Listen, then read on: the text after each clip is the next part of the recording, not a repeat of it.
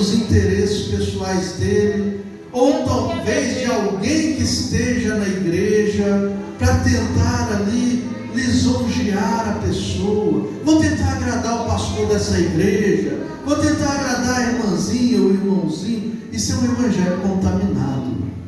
Isso é um evangelho entregue com imundícia. Esse é um evangelho entregue com fraudulência, porque não é a verdade pura que está ali, é uma fraude. Enquanto que a igreja precisa ser edificada para ir morar no céu, a pessoa está levando o evangelho para tentar atrair a atenção das pessoas, não no céu, mas aqui na terra. É um evangelho contaminado, é um evangelho fraudulento, esse tipo de evangelho. Agora ele também vai dizer, e eu acho isso muito interessante, no verso 5, ele vai dizer assim: porque bem sabeis que nunca usamos de palavra lisonjeira, nem houve em nós pretexto de avareza. A pregação do evangelho da parte dos apóstolos não era com ganância, não era com avareza, não era para ver se conseguia tirar alguma oferta, não era para ver se conseguia tirar algum dinheiro. Não, irmãos, é sem avareza, é sem ganância. A intenção dos apóstolos é ganhar almas. Tanto que ele vai dizer no verso 8 da seguinte forma: sendo-nos tão afeiçoados de tão boa vontade, quiséramos comunicar-vos não somente o evangelho de Deus, mas ainda as nossas próprias almas. Ou seja, ele quer ganhar almas para Cristo, ele quer transmitir para a igreja o evangelho puro e verdadeiro, e se possível fosse, ele transmitiria para a igreja a própria vida dele. Esse é o pregador, irmãos. Esse é o apóstolo de Cristo. Mas nós vamos ver no decorrer da Bíblia que nem sempre é assim, irmãos. Então, se você for pegar 2 Pedro, no seu capítulo 2, Pedro vai alertar a igreja da seguinte forma: também houve entre o povo falsos profetas, como entre vós haverá falsos doutores, que introduzirão encobertamente heresias de perdição, e negarão o Senhor que os resgatou, trazendo sobre si mesmos repentina condenação.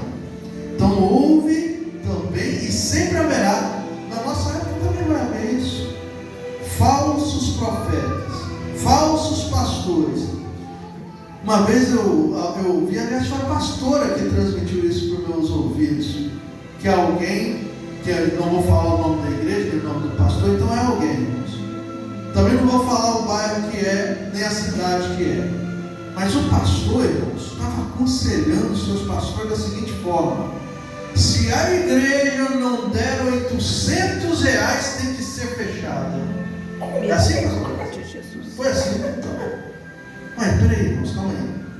Talvez ele confundiu. Talvez seria: se a igreja não conseguir ganhar 800 almas, talvez era para ser isso.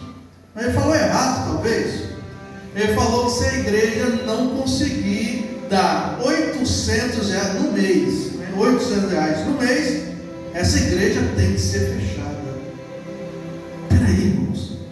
Então, peraí, o objetivo do pastor é fazer oferta. O objetivo do pastor é fazer dinheiro. O objetivo do pastor não é fazer almas.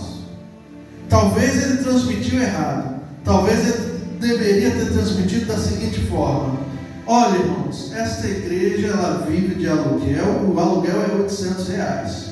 Nós estamos aqui para ganhar almas, mas vamos fazer o nosso melhor para conseguirmos vencer no mês pelo menos o aluguel da igreja.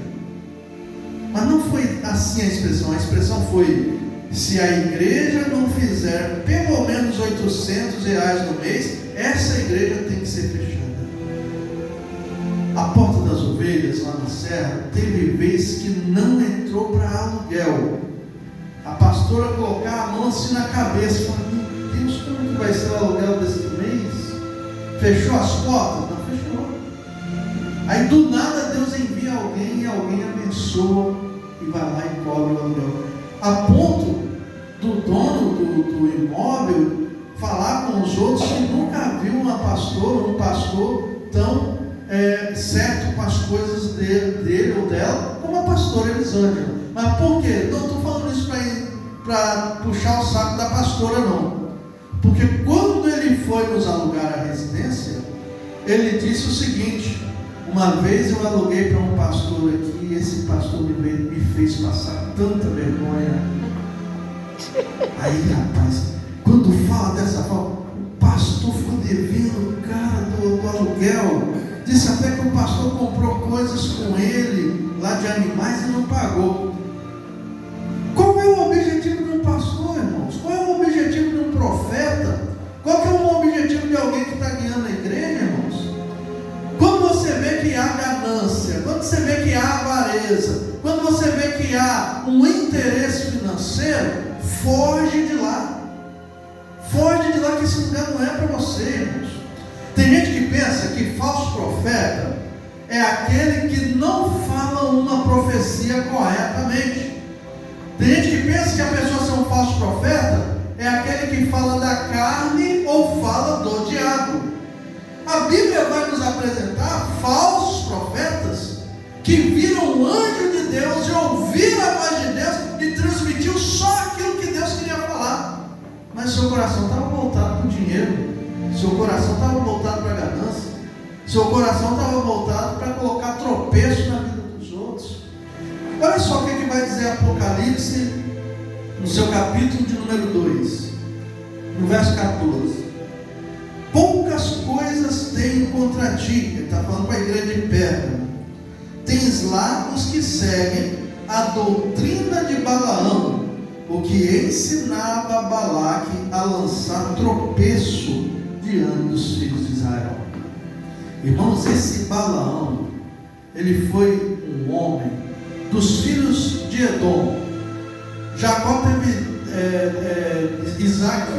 teve 2 filhos, teve Jacó e Esaú. Esaú, a sua descendência foi chamada de Edomita, porque ele também foi chamado de Edom. Então tem ali os filhos de Israel e os filhos de Edom. Todos eles são descendentes de Abraão. Todos eles são filhos de Isaac. Mas entre os filhos de Edom, teve um homem que vai contar a história lá em Números capítulo 22, que se chamava Balaão. E esse homem era homem de Deus, entre aspas, porque não ouvia a voz de Deus, irmãos. Ele era conhecido como o vidente, o profeta, aquele que ouvia as palavras de Deus. Só que em determinado momento, o povo de Israel estava entrando no território dos midianitas. Precisavam passar por ali, não ficar ali, passar por ali, para ir até a terra prometida. E Balaque, muito preocupado com essa multidão, que é o povo que saiu do Egito, mandou chamar esse Balaão. Sabe o que Balaque fez, irmãos? Ofereceu uma alta quantia em dinheiro para Balaão ir lá amaldiçoar o povo de Deus. Vocês acham que Balaão foi, irmãos? De início ele falou assim: olha, eu vou orar a Deus e vou perguntar a Deus se é para mim ir. Se Deus me responder que não é para mim ir, eu não irei. Os servos de Balaque passaram a noite lá, e ele fez justamente isso. E Deus apareceu a Balaão, e ele ouviu a voz de Deus. Deus falou: não vá com eles. Esse povo é um povo santo, é um povo abençoado, você não tem que ir lá, não. Balaão respondeu: vá, diz a Balaque, eu não vou. Sabe o que Balaque fez? Mandou uma oferta maior de dinheiro. Vai lá e chama Balaão para que Balaão venha amaldiçoar o povo. Deus já tinha falado com Balaão para não ir, sim ou não? O que Balaão fez? Foi de novo orar a Deus: Senhor, eu sei que o Senhor falou para mim não ir, mas Ele está pedindo, Ele está querendo, né? Dinheiro, irmãos, ganância, avareza. O amor ao dinheiro é a raiz de todos os males. Deus falou: então você vai, mas você só vai falar aquilo que eu colocar em sua boca. Foi Balaão. Balaão foi por vontade de Deus ou por ganância, irmãos? Foi por ganância. Porque de primeiro, a primeira vez, ele ouviu a voz de Deus. Deus falou com ele: não vá. Mas a ganância estava falando mais alto no coração de Balaão. Balaão ouvia a voz de Deus. E Balaão só falava aquilo que era vontade de Deus falar. Tanto que ele foi da segunda vez. E toda vez que ele ia amaldiçoar o povo de Israel, a palavra de Deus vai falar no seu capítulo, no decorrer de 22, 23 e 24, que ao invés de ele amaldiçoar, ele abençoava Israel. Quando ele levantava a boca, ele abria a boca, para amaldiçoar, Deus usava a boca de Balaão e Balaão abençoava Israel. Só que o interesse de Balaão era conseguir levar a sua oferta em dinheiro, era conseguir levar aquilo que Balaque havia determinado. Na terceira vez que ele foi tentar amaldiçoar o povo de Israel, a palavra do Senhor vai dizer que quando ele abriu a boca e olhou, ele disse: eu vejo, mas não agora. Eu vejo, mas lá longe. Eu vejo que um cedro vai sair de Judá. Oh, rapaz! Balaão viu Jesus, irmãos, ou pelo menos a glória do Messias. Balaão, lá no antigo povo, muito antes, Deus mostrou Balaão até o que seria de ser do povo de Israel, e Balaão abençoa pela terceira vez o povo de Israel. Mas aí tinha um problema. Se Balaão saísse dessa forma, ele ia sair sem dinheiro. Sabe o que Balaão fez, irmãos? Lá no livro do Apocalipse, nós lemos agora há pouco, capítulo 2, verso 14. Ensinou Balaque a lançar tropeço. Ele ensinou para Balaque a situação do povo de Deus. Esse povo é um povo que tem lei. Esse povo é um povo que segue os mandamentos de Deus. Se você fizer esse povo pecar, Deus tira a proteção. Aí a palavra de Deus vai dizer que Israel entrou lá e foi preparado para eles uma armadilha. Prostitutas cultuais, moças jovens, bonitas, e o povo de Israel caiu. E Deus se irou com o povo de Israel. Por culpa de quem, irmãos? De quem conhecia. Culpa de Balaão. No capítulo 30, creio eu, vai dizer que Deus mandou passar fio de espada. Balaão foi morto a fio de espada pelo povo de Israel depois, a mando de Deus. Sabe por quê, irmãos?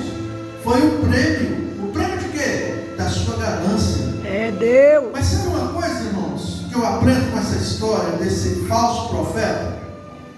As profecias dele não foram mentirosas. Ele não errou uma profecia.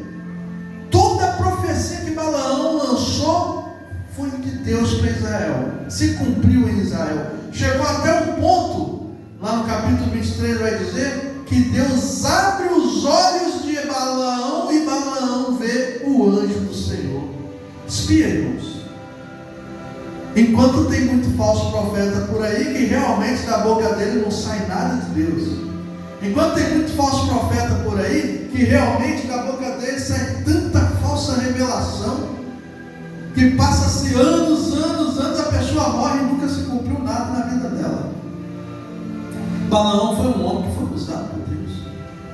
Via anjos de Deus, ouvia a voz de Deus, mas o que determinou que este homem era um falso profeta, a ganância do seu coração, a avareza, é aquela pregação misturada com imundícia. sincero. Olha, se você fizer assim, você vai conseguir o que você vai querer. Eu sei que você está irado comigo, Balaque, eu sei que você está irado, mas se você for por esse caminho, olha, se bater batata, Deus vai tirar a proteção desse povo aí. Sabe o que isso quer dizer, irmãos? Que vai ter pessoas que vão chegar na igreja, vão falar coisas de Deus, vai falar coisas que só Deus e você conhece, mas o fim, irmãos, desta pessoa não é que ele está ali para fazer a vontade de Deus. Ele está ali para ver se consegue tirar algo da igreja, para ver se consegue tirar algo dessa pessoa. Uma vez um desses aí, desta forma, chegou para a irmã da pastora Elisângela, lá de Serra, ligou para ela